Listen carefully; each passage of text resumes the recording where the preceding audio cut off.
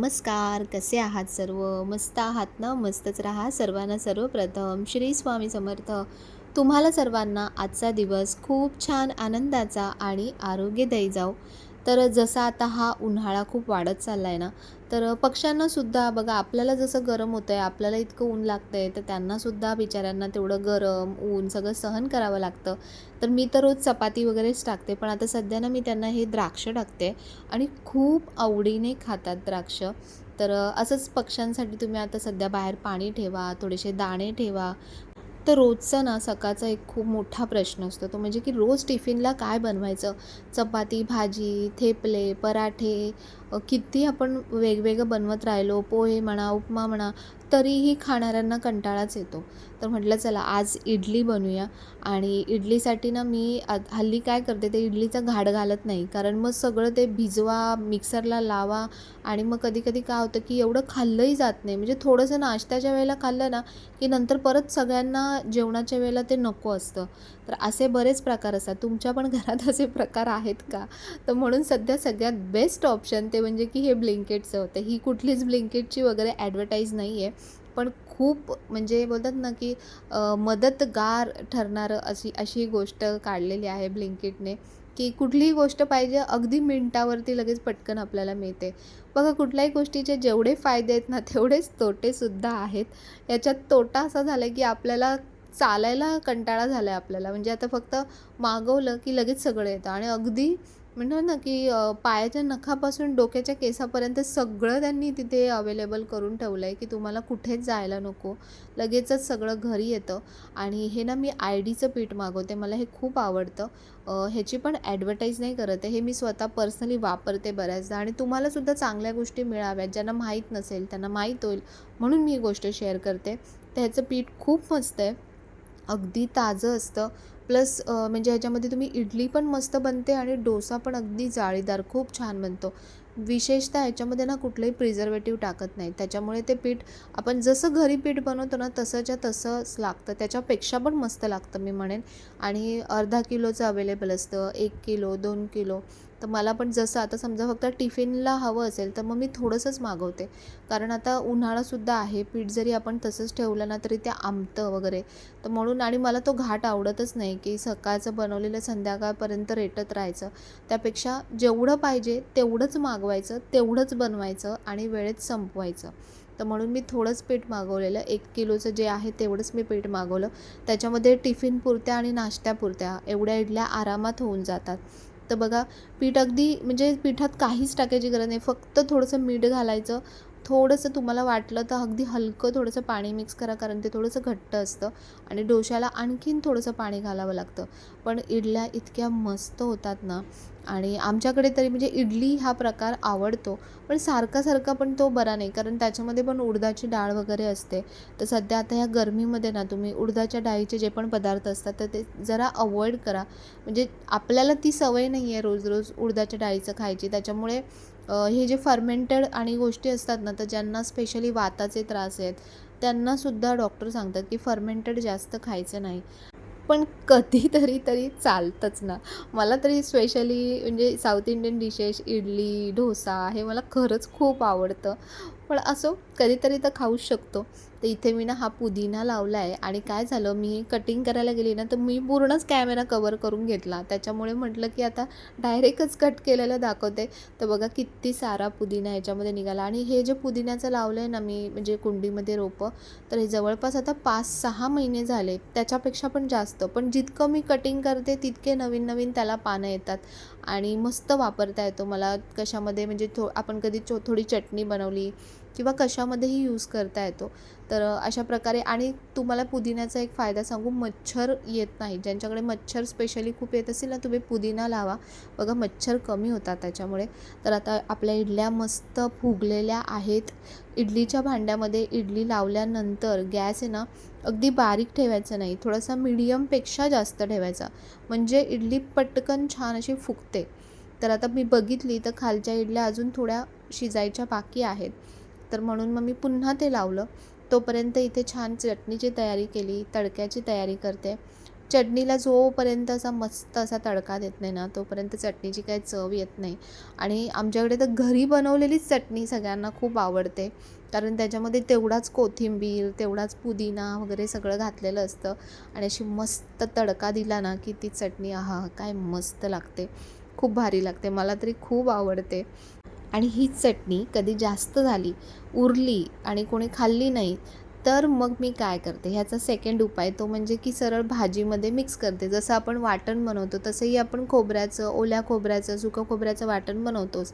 तर तसंच हे वाटण म्हणून मी याचा वापर करते आणि भाज्यांमध्ये, तडक्यामध्ये याला घालून देते. तर म्हणजेच कुठलाही पदार्थ जरी राहिला तरी तो वाया जाता कामा नये. तर आता बघा इडल्या कशा मस्त अशा टमटमीत फुगलेल्या आहेत. फुगल्यात की नाही, किती मस्त फुगल्यात बघा. आणि असं आपण पीठ बनवतो ना कधी-कधी, तेव्हा पण अशा एवढ्या इडल्या फुगत नाहीत. तर इडली काढायच्या आधी ना थोडंसं कोमट थंड होऊ द्यायच्या इडल्या. त्यानंतर ग्लासात थंड पाणी घ्यायचं, असा पसरट चमचा घ्यायचा आणि तो चमचा ओला करून आहे ना, त्याच्याने तुम्ही इडली काढा. बघा इतकी मस्त निघते ना, खाली तुमच्या प्लेटला काहीच राहणार नाही चिकटून. अगदी सुटसुटीत अशी इडली मस्त निघते बघा, एकदम प्लेन आणि क्लीन, छान. तर अशा प्रकारे तुम्ही इडल्या काढा. बघा इडली बनवणं ही काय खूप मोठी अशी स्पेशल अशी गोष्ट नाही आहे. पण ह्या ज्या छोट्या-छोट्या टिप्स आहेत ना, ह्या जर आपण फॉलो केल्या ना, तर खूप फरक पडतो. म्हणजे तोच पदार्थ पण आणखीन चांगल्या पद्धतीने आपण तो करू शकतो. आणि आपल्याला काही गोष्टी माहिती असतात, तर आपण त्या दुसऱ्यांना सांगाव्या. दुसरे जेव्हा काही गोष्टी त्यांना माहिती असतात, तेव्हा ते आपल्याला सांगतात. आणि अशा प्रकारे देवाण-घेवाण करून आपण आपल्या गोष्टी आणखीन छान करू शकतो. तर फायनली आता ज्या गोष्टीची खूप दिवसापासून आम्ही वाट बघत होतो, ज्या गोष्टीसाठी आम्ही खूप सारा मनस्ताप अक्षरशः सहन केलेला होता, तर ती गोष्ट आता होते आहे. ती म्हणजे की कालच्याच व्हिडिओमध्ये बऱ्याच ताईंनी वगैरे कमेंट केले, की "ताई तुझा पाईप आलेला दिसतोय, म्हणजे तुझी गॅसची लाईन आलेली दिसते." तर मला एवढं वाचून त्या कमेंट्स इतकं हसायला आलं ना, खरं सांगू की इतकं ऑब्झर्वेशन कसं कोणी करू शकतं. तर बरोबर तुमचं म्हणणं एकदम परफेक्ट आहे आणि गॅसची जी PNGची कनेक्शन आहे, तर ती आलेली आहे. तर कनेक्शन अजून चालू झालं नाही आहे, पण पाईपलाईन त्यांनी आम्हाला करून दिली आहे. तर कुठलंच काम हे सोपं नसतं. कुठलंही एकही काम काढलं ना, पसारा होत नाही असं होतच नाही. सगळा किचन पूर्ण पसारा झाला होता. तर ही पाईपलाईन जी आहे ती बाहेरून पूर्ण त्यांनी फिरवली होती. फक्त आता घरामध्ये फिरवायची होती. पण प्रॉब्लेम असा होता, आम्हाला पहिले वाटलं की चिमणीच्या इथून मधून ते पाईपलाईन आणतील. पण तिथून ते नाही म्हणाले, की चिमणीच्या इथून पाईपलाईन येत नाही. कारण ऑलरेडी तिथे म्हणजे गरम असतं. चिमणी जेव्हा चालू होते तेव्हा गरम होतं आणि ह्या पाईपलाईनला गरमी जास्त लागली नाही पाहिजे आणि प्रॉपर व्हेंटिलेशनमध्ये पाईपलाईन आला पाहिजे. तर म्हणून आम्ही बऱ्याच ठिकाणाहून विचार केला, की इथून घेऊ, तिथून घेऊ, खालून ट्रॉलीमधून घेऊ. पण काय होतं ना, ट्रॉलीमधून घेतलं तर पहिली गोष्ट तर तो कडप्पा तोडणार, त्याचा खूप पसारा.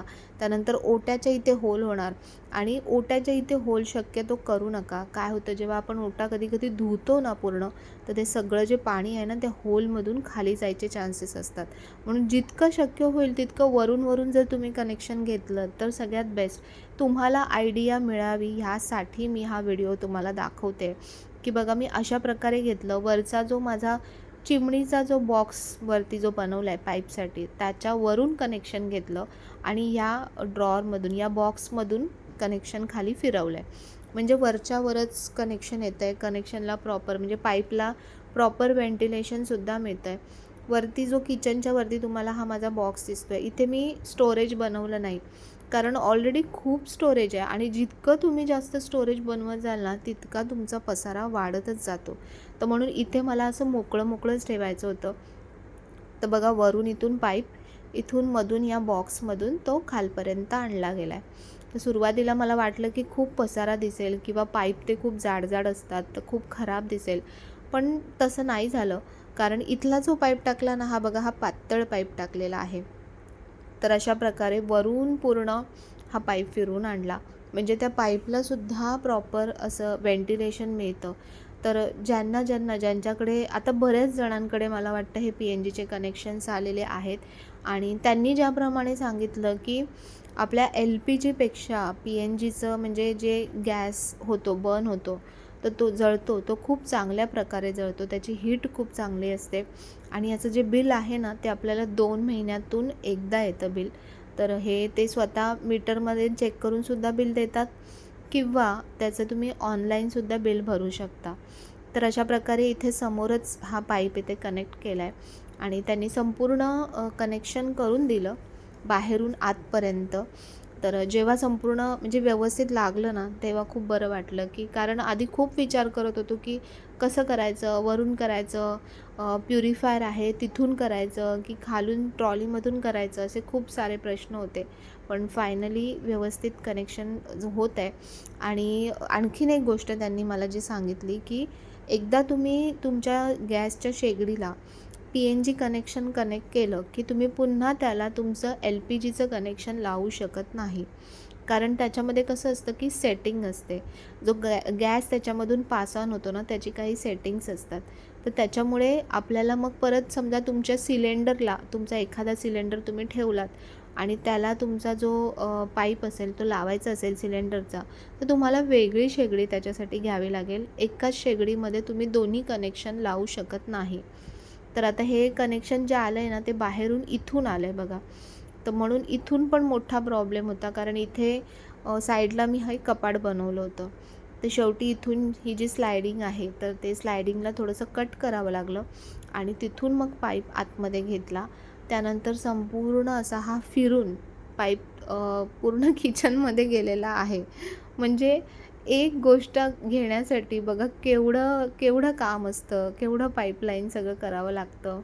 समजा ह्या गोष्टी जेव्हा आपल्या घराचं काम चालू असतं ना, तेव्हा जेव्हा होतात ना, तर खरंच म्हणजे जेव्हा आपण काम करतो ना घराचं, तेव्हाच आपण प्रॉपर ह्या गोष्टींचं प्लॅनिंग करायला पाहिजे, की ही पाईपलाईन आल्यानंतर ही कुठून येईल.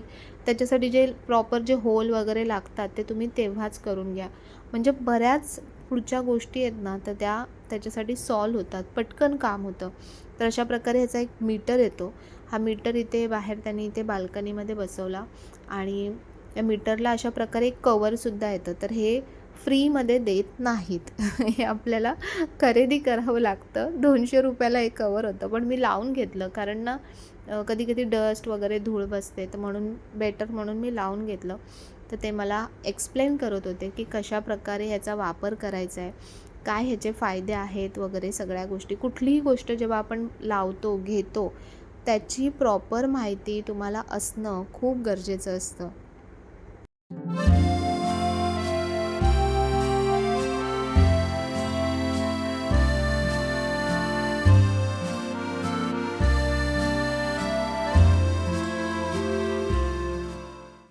तर काम झालं आणि त्यानंतर जे उर्वरित जे सगळं काम असतं, तर ते आपल्याला आटपायला लागतं. ते म्हणजे की लाकडाचंच होतं म्हणून इतकाच पसारा झाला. समजा तेच कडप्पा जर तोडला असता ना, तर मला सगळा संपूर्ण किचन साफ करायला लागला असता.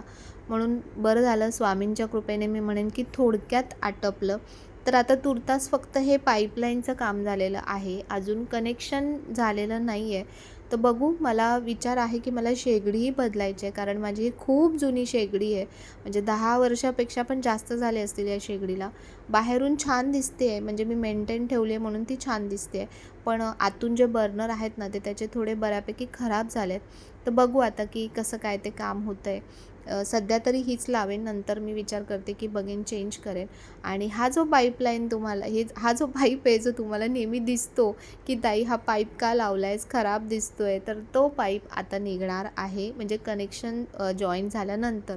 तर बघा अशा प्रकारे संपूर्ण पाईप फिरून म्हणजे इथून बाहेरून हे कनेक्शन संपूर्ण जाऊन त्यानंतर आतमधून वरून चिमणीच्या इथून चिमणीच्या बाहेरच्या बाजूने पाईपलाईन फिरून आली आहे आणि मग ती इथून मधून बॉक्समधून खाली घेतली आहे आणि मग ती इथे आपल्या गॅसला कनेक्ट होणार आहे. तर अशा प्रकारे आमचं म्हणजे जे PNGचं गॅसचं जे कनेक्शन आहे ते झालेलं आहे. तर आता सगळं क्लिनिंग पण झालं आहे मस्त आणि ही सिलेंडरची जागासुद्धा नंतर छान मोकळी होणार आहे. इथे बघा मी ट्रॉलीचं ऑलरेडी करून ठेवलं होतं. तर ट्रॉलीसुद्धा इथे सेट होतील, म्हणजे मला स्टोरेजसुद्धा आणखीन थोडा जास्त मिळेल. तर स्वामींच्या कृपेने खूप मोठं काम झालेलं आहे आणि खूप खूप धन्यवाद सगळ्यांना. म्हणजे आमच्या सोसायटीमधले जे लोकं आहेत सगळ्यांनी ज्यांनी ह्या गोष्टीसाठी इनिशिएटिव्ह घेतलं आहे ना, त्या सगळ्यांना खूप खूप धन्यवाद. कारण सगळ्यांनी एकजुटीने येऊन जेव्हा ह्या गोष्टी केल्या, ह्या गोष्टीसाठी आवाज उठवला, तेव्हाच आज ही गोष्ट म्हणजे तेव्हाच आज हे सगळ्यांना मिळतं आहे. तर त्याचं श्रेय हे सगळ्यांनाच जातं आणि स्वामींनासुद्धा त्याच्यासाठी खूप खूप धन्यवाद. तर त्यानंतर बघा इथलं जे हे रॅक आहे ना, हे पण निघालं होतं. तर ह्याचा ना व्हिडिओ मी खूप आधी केला होता. हे खूप मस्त रॅक आहेत, की आपल्याला काढून व्यवस्थित लावता येतात आणि थोडं वरती लावलं ना, तर खालचा आपला जो ओट्यावरचा पसारा आहे ना, तो सगळा कमी होतो. नाहीतर मग ओट्यावर खूप साऱ्या वस्तू पडलेल्या दिसतात. तर अशा प्रकारे हा मी व्यवस्थित फिक्स करून घेतला. मध्ये लूज होतो, पुन्हा लावावा लागतो. पण लावला ना एकदा, तर आपल्या सगळ्या गोष्टी अगदी मस्त व्यवस्थित बसतात.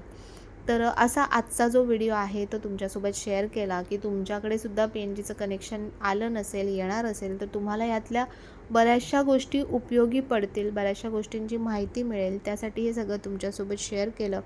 जर व्हिडिओ आवडला असेल तर व्हिडिओला नेहमीप्रमाणे लाईक, शेअर, सबस्क्राईब नक्की करा, हाईप नक्की करा आणि पुन्हा भेटूया अशा छानशा व्हिडिओमध्ये. तोपर्यंत सर्वांना बाय आणि सर्वांना श्री स्वामी समर्थ.